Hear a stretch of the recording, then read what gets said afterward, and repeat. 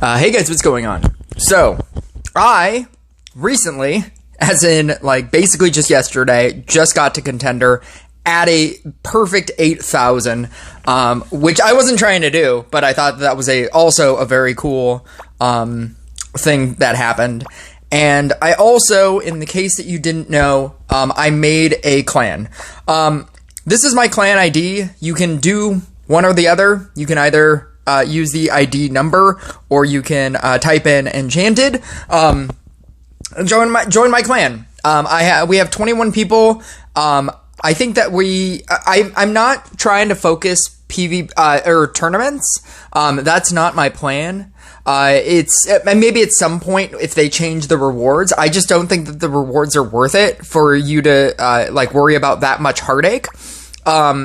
Trying to get 50 people to do sandals and kicking people because they're not doing sandals. That might eventually become a thing once we hit 50 people, but we're not even at 50 people yet, so I'm not going to start kicking people of the not full clan that we have.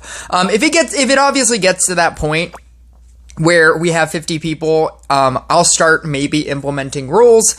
I just really want to finish Dragon Rift. That's really it. I just want to play Dragon Rift to 4, so that you can get all of the Dragon Rift rewards. Because all of these Dragon Rift rewards on this right side, you're getting epic fragments and whatnot. But that's not why you clicked on this video. I just thought that I would update my channel just in general for that. The reason why you clicked on this video is for this battle somewhere. Did I pass it? I might have passed. No, I didn't pass. Oh, I did pass it. Okay. So I've been obviously playing Treant for a while. Basically ever since it came out. I had it at 9, or I had it at 7. I was playing it at 7. I had it at 9. I was playing it at 9. And then I got it to 11, and I've been playing it at 11. The event just ended, and they changed the modifier. So now the modifier is Dark Faction units get upgraded. Random ones, by the way.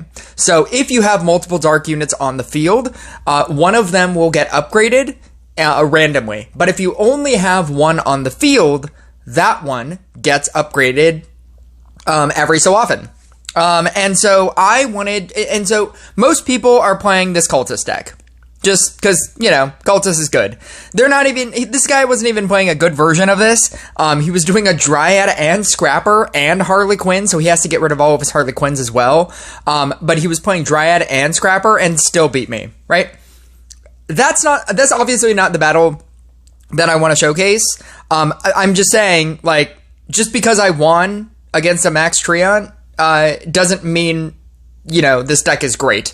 It's still a level 11. I'm still going up against max level unit people. This person even had less crit than me. I showcase this to showcase the idea that, just because you click on a YouTube video, don't believe everything that it says on its surface. Because on its surface, yes, I'm going to show you a battle where I beat a Max Treant with more crit than me. But I also died against a bad Cultist deck with less crit than me. So, it's perspective. Just full transparency here, and that's what you subscribe to me for. So I have a level 16 Mermaid. This is my equipment. They have a level 16 Mermaid. This is their equipment. And they actually have the Bubble Wand and at level 5. So they have that on me. They have a Max Treant with Mycelium Masters, and I don't understand this talent. He's also running Defoliation as opposed to Regeneration. I would prefer just all the cleanse. That's why people have asked me if I'm running Mermaid and triple counterspells, why am I still running Regeneration?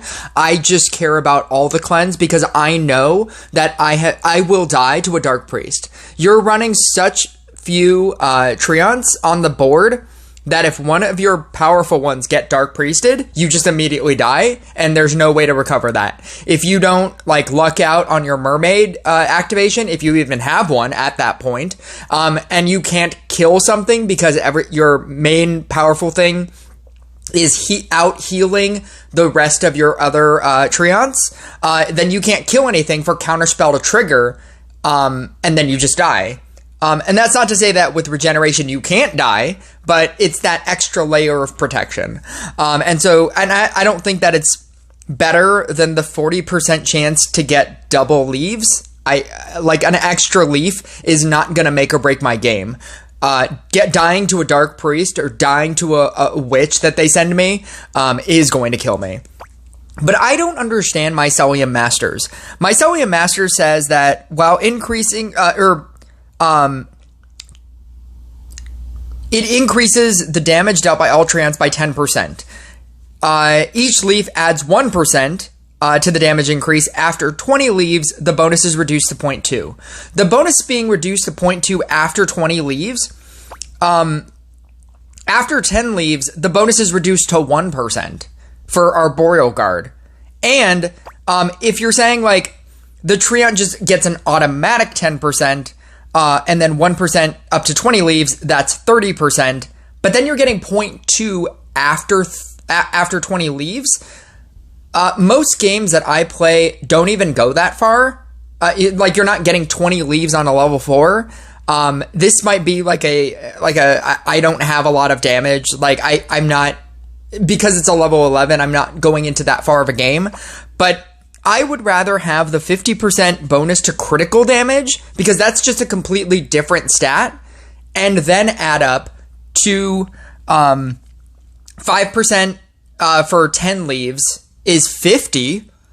So once I get to 10 leaves, I'm at 50%, whereas Mycelium Masters, you're getting a bonus of 10, then after 20, you're now at 30.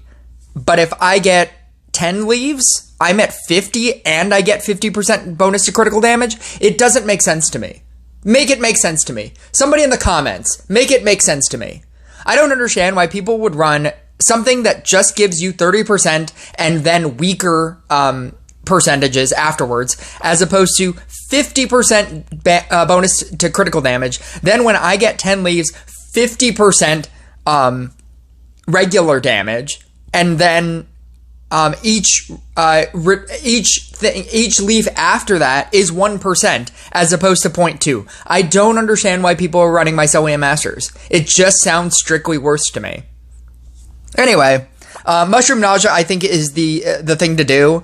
And obviously Power of the Grove. I obviously don't have all of that. I am running Arboreal Guard, Regeneration, Enchant Sword. I'm actually running Awakening, Inevitable Exhaustion, because I just don't care about, I don't have enough treants on the board, in order to care about double power. I know that I will eventually merge out enough things in order to get, full stacks. And then I'm running Eternal Gaze, because Eternal Gaze is also guaranteeing me full stacks. So you don't need to run double power, at which point giving them negatives, make them cleanse, more. Because not only do they have to, if they don't cleanse the eventual red sword, that will go away. They can theoretically have a 30% chance, to leave a normal weakening on the unit, at which point now they have to cleanse it. So with swords, when people are throwing red swords at you, you kind of just assume it's fine, it'll go away. But if you run this side, it won't go away, and they now have to cleanse that. And that if they're running counter spells, that gives them another thing for them to counterspell all the time. Trapper, Witch, I'm running Gift of the Raven. I'm running Polymorph, because I don't have a Scrapper. There's no way for me to upgrade my, my witches, so there's no reason for me to keep, the Unstable Magic, and then Circle of Curses, and then I only have the first talent on, my Harlequin. They're running Scrapper with, Waste Free, which is interesting, and Successful Shift, which is even more interesting. That means they're losing out on the 20% of the damage, and they don't even have Acrid Waste. They're running Enchant Sword with all right side, which I wouldn't agree with for all the reasons that I just gave you. The double power you don't need, especially if you're going to run Eternal Gaze. If you're going to run a Proving Glance, I could see you running double power, because then you need those extra orbs. But if you're going to run Eternal Gaze, there's no reason to run double power. And then they're running Witch with Gift of the Raven, Unstable Magic, specifically because they are running the Scrapper. At a certain point, and I tried this version for a little while, at a certain point, once your Treants get to like level 3, level 4, you can stop using the Mana Power ability and just upgrade using the Scrapper. And so with the Scrapper, you're getting more, you're getting the stacks, because every time you hit a Treant, you're getting a stack, but then you're also able to abuse, the Unstable Magic, and obviously with Death Waves now, that's gonna be much more important. I'm deciding to just build a pure damage Treant build, and they are building the Unstable Magic, Witch build. And I win.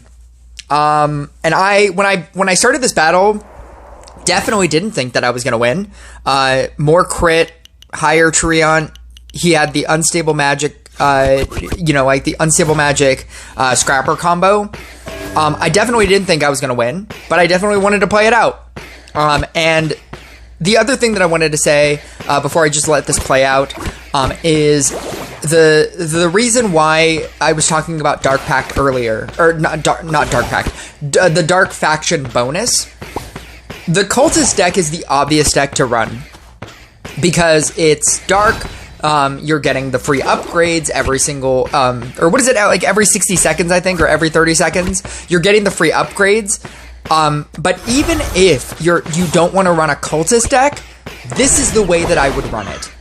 And I've done this in different decks as well. I was abusing this strategy in my Spirit Master deck with my gadget. If you get down to just one Harlequin on your field, and you allow it to just keep upgrading, you can put something in place, wait for it to upgrade, and then copy something. So in my Spirit Master deck, when I have a gadget and I'm building my main, 4 Spirit Masters, every so often I want another Spirit Master because I happen to get a gold tile. At which point, I could put a Harlequin on the gold tile and just wait for it to upgrade to one of my other Spirit Master levels and then copy it, and then all of a sudden I have a fully built, over the course of time, don't have to rely on Scrapper hits, fully realized Spirit Master. I felt that in this specific deck, with the modifier, what I could do is leave a Harlequin on the field, let it upgrade up until like 4 level 5, and then mana power it down, and you would get that many more, stacks on all of your Treants. And you would get that constantly. You wouldn't have to keep merging things at a certain point in the game, and you could just wait until your Harlequin was, I believe, 1 level above the amount of Treants that you have on the board, and then it'll give that amount. Everything will get a stack, essentially. And so that was my strategy. I was just building up a Treant board. I was building up just as many witches in good spots, which in this case, I have the 3 on the left side. I just need a witch on the top, and then I'm basically done. And then I build, 1, 2, 3, 4, 5. I build 5 Treants around it, and then I just sit there and do nothing. And then I just wait for because I can have like an Awakened Sword on the board, and then that will keep Eternal Gazing my entire board. Right here is my perfect setup. All I need is an Enchant Sword, and then I'm done. And this is basically what I try to build the entire game. You try to build small, so then when you use Mermaid, it's basically covering most of your entire field. And then, yeah, you just need the Eternal Gaze. I always have a ditch tile, so obviously this random tile in the corner is going to be my ditch tile. Even though you're running the Treant, which is like very easy to build stacks onto growth tiles, you still need that growth tile open. You can't just build on all of your growth tiles, because at a certain point, if the game keeps progressing, especially in Death Waves, where it's much quicker, it's gonna fall down much. The growth tile is gonna fall much faster. But essentially, yeah, that's basically it. Sometimes I like building an extra layers of protection for my witches, because you're running no upgrades. Essentially, what will happen is your main witches are going to be level 1 because you're not able to upgrade them. And so every so often, this level 2 witch in the corner that's still touching those 2 treants, sometimes I'll leave that there. And if I could build it on the opposite side where the trapper is, I would leave it there as well. But yeah, like sometimes I'll do that in order, like just in case one of the witches gets red guide or tribunaled or something. That's just an extra layer of protection, because if when your witches get red guide and they disappear, you lose 30 stacks of damage, or 30 stacks of bonus damage, and it's insane how far down your damage goes. But yeah, that's basically it. It's just get a Harlequin on the field, let it sit there. Right now, I'm obviously trying to build witch stacks, so I'm basically using up all my Harlequins. I get stuck a couple of times, but it's reasonably fine. It's not the best that I could do, because I think the best that I've done with this, it's around like 3 minutes and 30 seconds, maybe low 4 minutes, like 3 minutes and 40 seconds, 50 seconds, something around there. And this game obviously goes for less than that. And I have to believe that it's because the person played it bad or something. I don't know. I didn't really focus on their game. I never focus on another person whenever I'm playing this game. I have a plan that I need to do, and that's it. But yeah, I'm gonna let this game play out, and I will catch you guys next video.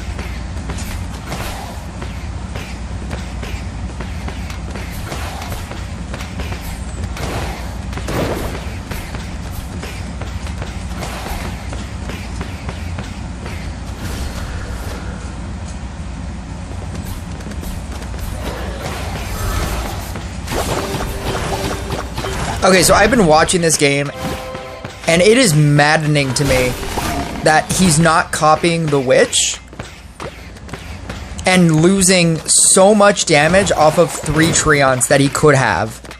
And he's just refusing to copy the witch. I understand why he's doing it. He's doing it for the reason why I'm doing it. But he literally has that level 4 Harlequin in the center, and he's doing nothing with it. It's in the center, touching 4 Treants. And he's losing so much damage by not copying the witch. And now he's in Death Wave, and he's not doing anything. He doesn't have the Amulet of Swiftness tiles done. He has 16 stacks of witches. The witch is touching 2 Treants. And it feels like he just built this so that it could just sit on the field and just work. And that's not how this game works. Like, you have to build you can't just have units on the field. Like, there has to be a plan. There has to be a reason for why any of those units are where they are. And I feel like he's just like, I'll just put Treants on the board and, you know, just merge some witches and play some witches. Like, he's not specifically upgrading witches either, because obviously if you're running Scrapper, that's why you're doing it. I feel like this person net decked this, like they just copied this deck from somebody good, and they're just playing it maybe for the first time. I don't know. It just looks like they don't have a plan.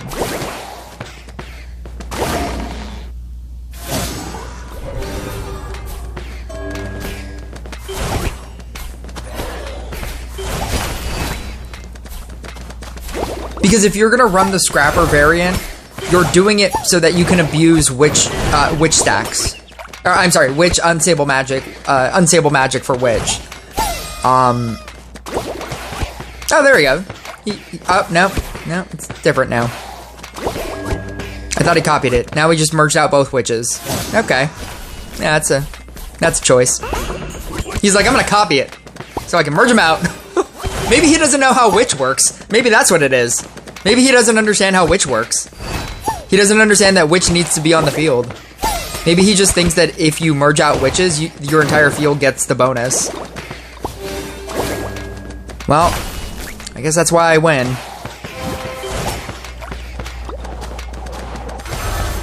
He has 19 stacks of nothing. Just has 19 stacks of just all that work. Wow. I almost feel bad for beating this guy now.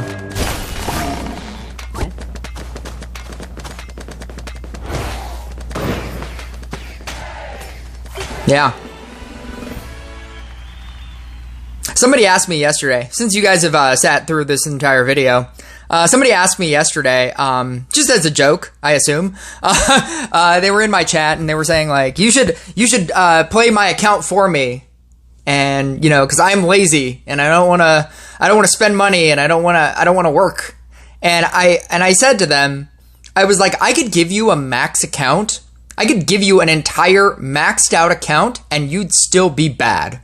Just because you have a max account doesn't mean that all of a sudden you win every game. Because part of this game is playing the game and realizing why things that you're doing are bad. Playing the game and playing with bad cards to realize why those are bad cards. Playing the game with good cards and not having good support cards and realizing why you need good support cards. Part of the game is playing the game. And just because you have maxed accounts or maxed things doesn't mean that you know how to play everything, or that you will just win because you are stronger. If you have no concept of why you're doing everything that you're doing because you've made mistakes, then you'll still be bad. I'll catch you guys next video.